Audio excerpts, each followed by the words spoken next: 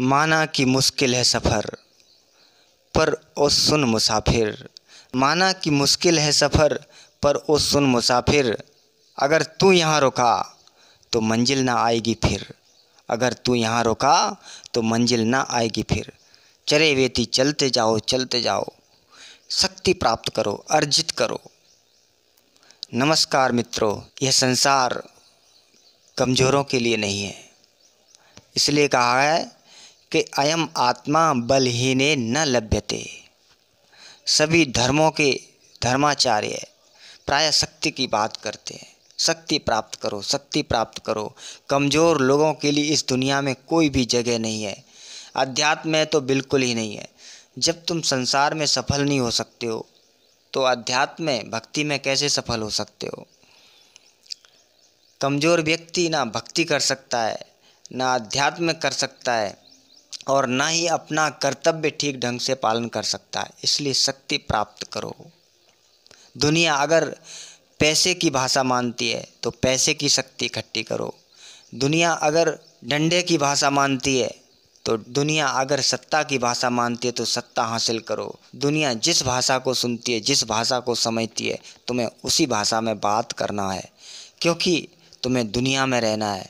तो दुनिया में रहना है मित्रों, शक्ति को वैल्यू दो।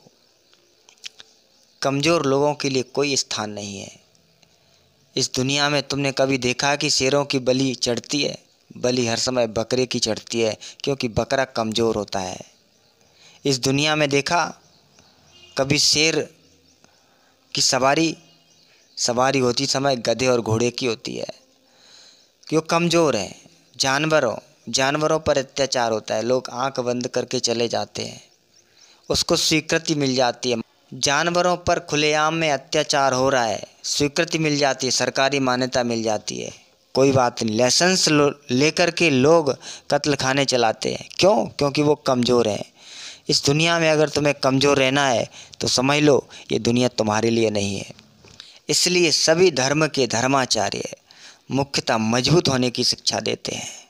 अगर कोई कमज़ोर है और वो क्षमा भी करता है तो उसकी क्षमा की वैल्यू क्या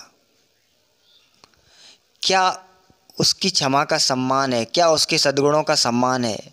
कोई व्यक्ति कमज़ोर है, कायर है, दुर्बल है, यही तो पाप है। कमज़ोर रहना ही पाप है। वो अगर नीति और न्याय और धर्म की बात भी करता है तो उसकी सुनने वाला कौन है?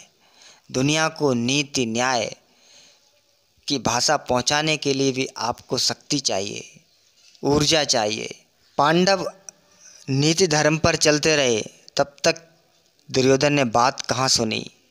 नीति धर्म की बात करते हुए पांडवों को एक सुई की नोक के बराबर भी भूमि नहीं मिली, और जब युद्ध पर उतर आए, क्षमा दया तप त्याग मनोबल सबका लिया सहारा, पर नर व्याघ्र सुयोधन तुमसे कहो कहाँ कब हारा।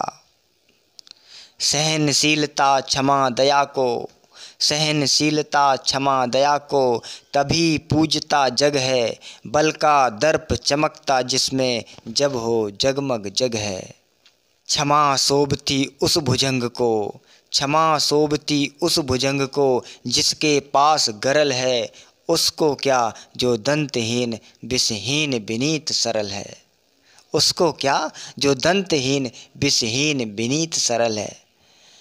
क्या वो सर्प क्षमा कर दे जिसके पास विष के दांत ही नहीं है, जिसके पास मारने की शक्ति ही नहीं है? वो सर्प वो क्षमा करेगा तो उसकी वैल्यू क्या? मछली किसी को क्षमा करे उसकी वैल्यू क्या? मछली पकड़ी जाती है और काट के खाई जाती है, क्यों? क्योंकि उसके पास कोई शक्ति नहीं है। ठीक यही नियम दुनिया पर चलता है।